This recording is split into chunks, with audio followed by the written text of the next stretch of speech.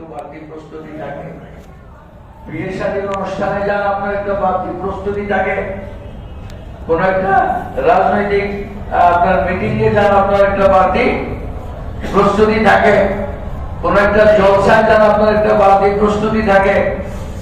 তাহলে সামান্য সময়ের জন্য যাই, সামান্য সময়ের জন্য আসি, এখানে আমার একটা মানসিক প্রস্তুতি থাকে, এই প্রস্তুতি দেওয়া ঘন্টা ভরে নিতে হয়। আমি আপনাদের খবরের দরওয়াজা দিয়ে আসরের দিকে রওনা হয়েছি।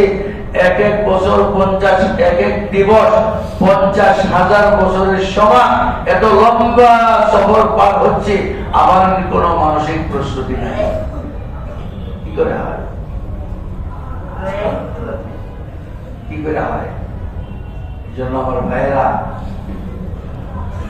এই বরকতকে কাজে লাগায়। কিভাবে? দুই ভাবে। একটা হলো নিজেদেরকে, যেমন নাকি আল্লাহ পাকের কিছু গুণ আছে নেতিবাচক, এমনি ভাবে গুনার থেকে বাঁচাই, নিজেদেরকে গুনার থেকে বাঁচাই। সবসময় আমরা শুধু আমলের কথা শুনতে চাই। তাসবিহ পড়লে সওয়াব হয়, আল্লাহ আল্লাহ জিকির করলে সওয়াব হয়, দরুদ শরীফ পাঠ করলে সওয়াব হয়, নফল নামাজ আদায় করলে সওয়াব হয়, কোরআনে কারীমের তিলাওয়াত করলে সওয়াব হয়।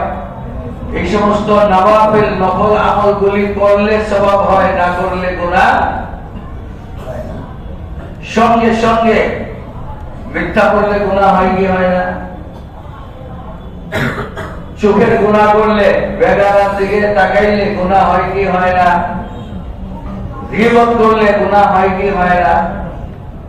যেই কাজ করলে গুনাহ হয়, যেই কাজ করলে গুনাহ হয়, সেই কাজ থেকে বিরত থাকলে সব। আলহামদুলিল্লাহ, এটা ইবাদত। এটা ইবাদত, এটাকে মানফি ইবাদত বলে। মিথ্যা বলা বা না বলা ইবাদত, না বলা, চোখের গুনাহ করা বা না করা ইবাদত, গীবত করা বা গীবত থেকে বেঁচে থাকা ইবাদত, ধোঁকা দেওয়া বা ধোঁকা থেকে বেঁচে থাকা ইবাদত। জাহেল থাকা, কোরআন শরীফ পড়তে না পারা বা শিখতে শুরু করা ইবাদত। শুধুমাত্র নামাজ রোজা না, যে সমস্ত কাজ করলে আল্লাহর নাফরমানি হয়, আল্লাহ পাক নারাজ হন, ওই সমস্ত কাজ থেকে নিজেকে বাঁচায় রাখা কি ইবাদত। বাঁচায় রাখা রজব মাস আমার আপনার কাছ থেকে দুই ধরনের ইবাদত চায়, তাহলে আমার আপনার জীবন বরকতময়। কি বরকতময় হবে? জীবন বরকতময় হবে। একটা হলো গুনাহ থেকে নিজেকে, এই রজব শাবান এই 2 মাস অনুশীলন করে, আমি আপনি অনুশীলন করি কি না? হিংসা, বিদ্বেষ, অস্বাভাবিক লোভ, যা আমার নাই তার প্রতি লোভ করা, যে কোনো মূল্যে আমার যদি হয়ে যেত, বা ক্রোধ, গুসা, দুশ্মনী, অযথা কারোর সঙ্গে দুশ্মনী রাখা বা বেঁচে থাকা।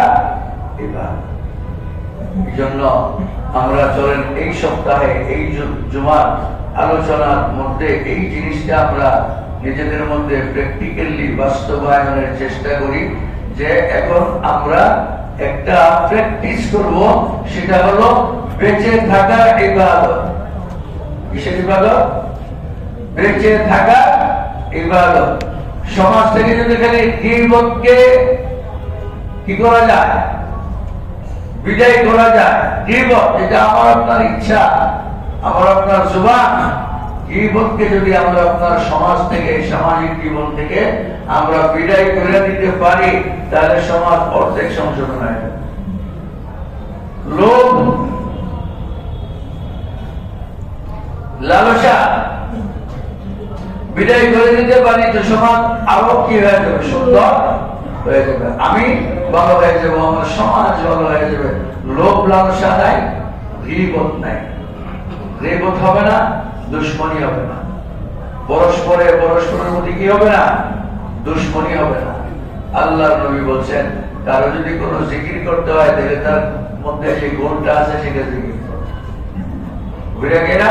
পুরা শরীর সুন্দর, এক জায়গার মধ্যে একটা তিল আছে কালো, খালি ওই তিলটার কথাই জিকির করে, উল্লেখ করে। শরীরে কি চিহ্ন আছে? হ্যাঁ, কানের পিছনে একটা কালো তিল আছে, এটা তার চিহ্ন। এটা সারা শরীর পুরাটাই তো আছে, সেটা চিহ্ন। এই যে জিকির করা, যে আপনার আমার আশেপাশে পারিপার্শ্বিক ভাবে যারা আমার সঙ্গে অতপ্রত ভাবে জড়িত, আমরা শুধু চিন্তা করি যে তাদের মধ্যে কি গুণটা নাই, দোষটা আছে, সেই দোষ চর্চা করা। নবী সাল্লাল্লাহু আলাইহি সাল্লাম কোরআনে কারীমের মাধ্যমে আমাদেরকে শরীয়তে ইসলাম জানাইছে যে আরেক ভাইয়ের গীবত করা আর তার কাঁচা গোশত চাবায় খাওয়া সমান পাপ, সমান পাপ। চলেন আমরা নিজেরা নিজেদেরকে গীবত থেকে বাঁচাই, গীবত থেকে বাঁচাই, মিথ্যা থেকে বাঁচাই, পরনিন্দা থেকে বাঁচাই, চোখের মুখের কানের গুনাহ থেকে বাঁচাই। আল্লাহ পাক আমাদেরকে এইভাবে রজব মাসকে বরকত